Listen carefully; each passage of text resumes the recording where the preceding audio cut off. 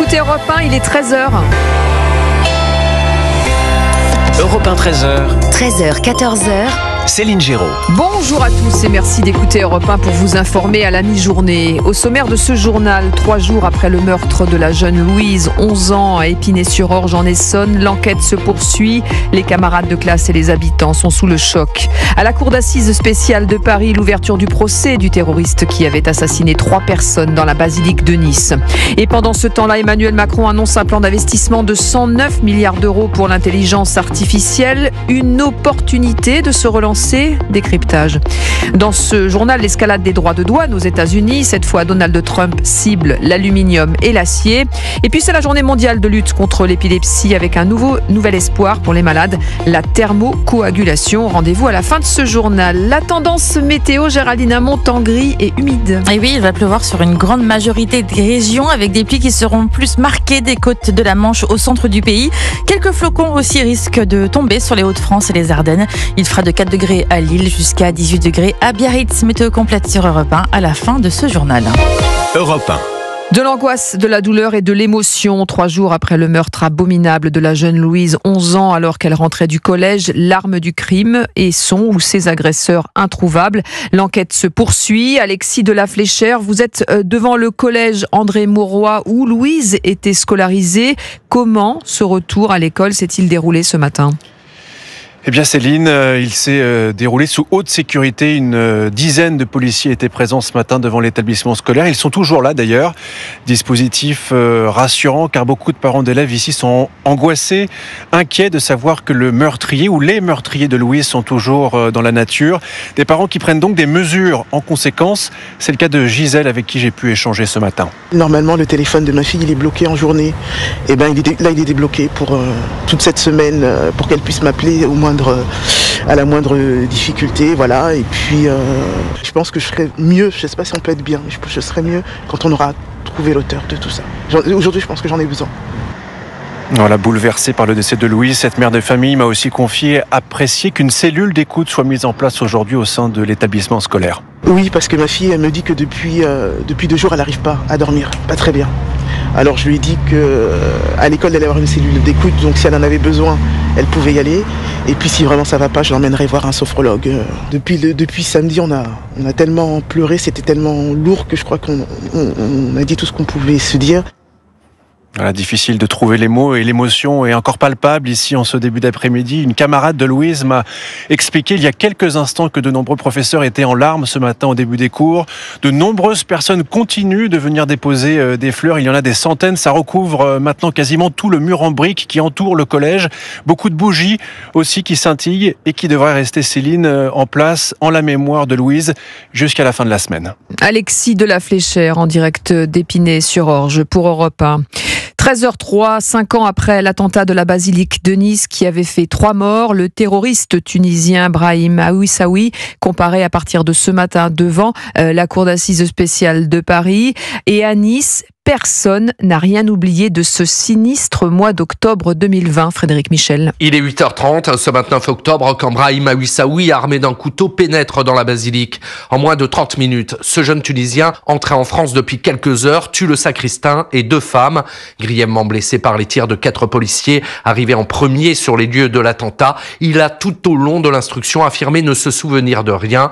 Maître Philippe Soucy, l'avocat de l'Association française des victimes du terrorisme et de la famille de Nadine de Villers, égorgée dans la basilique. Cette amnésie ne relève que d'un système de défense. Lorsqu'il quitte la Tunisie, l'intention est déjà là d'aller commettre des attentats en France. On sait aussi que cette amnésie a été balayée par l'expertise neuropsychiatrique et les écoutes téléphoniques en détention d'Aouissaoui avec ses proches. Des proches auxquels il aurait confié de manière ambiguë « Dieu facilitera les choses, je suis satisfait de ce que le Seigneur a écrit pour moi ». L'enquête n'a pas démontré qu'il avait bénéficié d'une aide opérationnelle en Italie, par où il est passé pour entrer en France et en Tunisie, mais les autorités tunisiennes n'ont pas collaboré avec la justice française. Récemment, Aouissaoui a changé d'avocat, reste à savoir s'il a retrouvé la mémoire. Frédéric Michel, le correspondant Europe 1 sur la Côte d'Azur.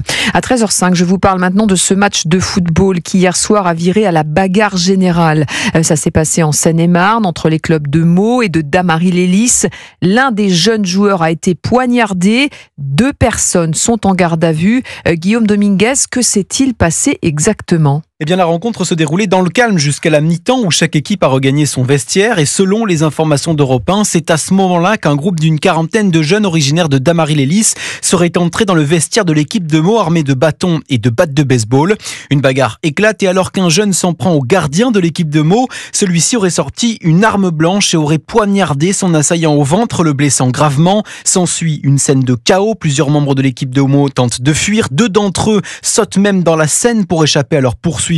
Arrivés sur place, ce sont les policiers qui ont été obligés à leur tour de sauter dans le fleuve pour les repêcher. Tous les 2 ont été interpellés et placés en garde à vue. Toujours selon les informations d'Europe 1, cette attaque serait en réalité une vendetta. L'un des membres de l'équipe de Meaux aurait été identifié comme ayant participé à une ancienne rixe contre une bande rivale de Damary-Lélis. Les précisions de Guillaume Dominguez pour Europe 1. Dans ce journal, ce vol de tabac XXL, ça s'est passé dans la nuit de samedi à dimanche. 3 millions d'euros de cigarettes ont été dérobés dans un entrepôt à Nantes.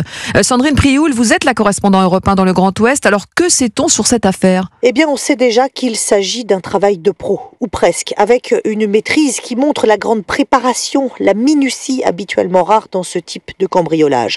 Dans la nuit de samedi à dimanche, cet entrepôt de logistique est calme et pourtant bien gardé. Les auteurs choisissent de s'introduire par l'arrière des locaux surveillés, équipés d'alarmes, mais elles ne se déclenchent pas. Même lorsque les malfrats coupent le grillage pour entrer, rien. Une ombre quelques minutes plus tard interpelle bien les caméras de surveillance. Pourtant, la société de sécurité et même les patrouilles de police ont beau faire des rondes de contrôle, toujours rien. Les cambrioleurs ont discrètement ciblé les 2 bons camions, 2 poids lourds, pleins intégralement remplis de cartouches de cigarettes qu'ils ont pris le temps de vider pour les charger dans leur propre véhicule et éviter tout risque d'être repérés par des balises GPS. Quand les responsables de l'entrepôt et les forces de l'ordre s'en aperçoivent, il est déjà trop tard. Les auteurs se sont volatilisés avec plus de 3 millions d'euros de cigarettes qui seront sûrement écoulées au marché noir, là aussi en toute discrétion.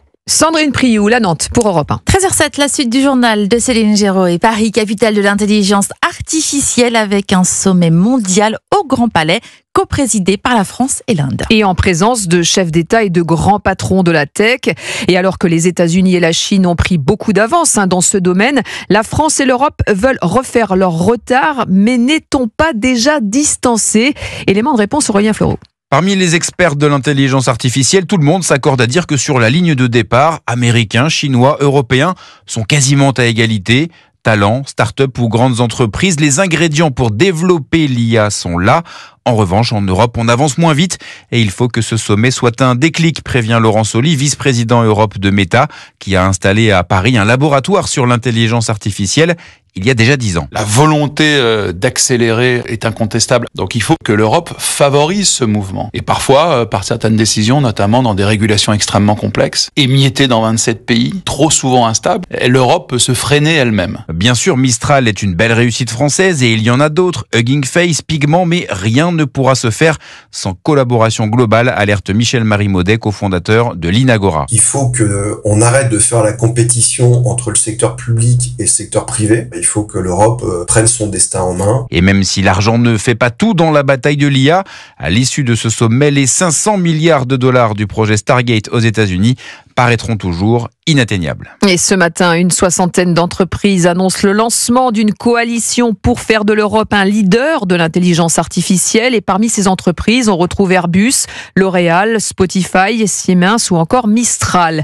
Rester compétitif, c'est aussi l'ambition d'Emmanuel Macron qui, dès hier soir, a annoncé un investissement sans précédent de 109 milliards d'euros dans cette nouvelle technologie. Jacques Serret. Oui, le match de l'IA se joue pour le moment entre les États-Unis et la Chine, mais Emmanuel Emmanuel Macron veut apparaître à la manœuvre pour assurer une place de choix à la France et à l'Europe. Le casting de ce sommet se veut donc très prestigieux. Les poids lourds américains du secteur sont là, du patron de Google à celui d'OpenAI qui développe ChatGPT. Le vice-président américain J.D. Vance est également attendu, tout comme le vice-premier ministre chinois.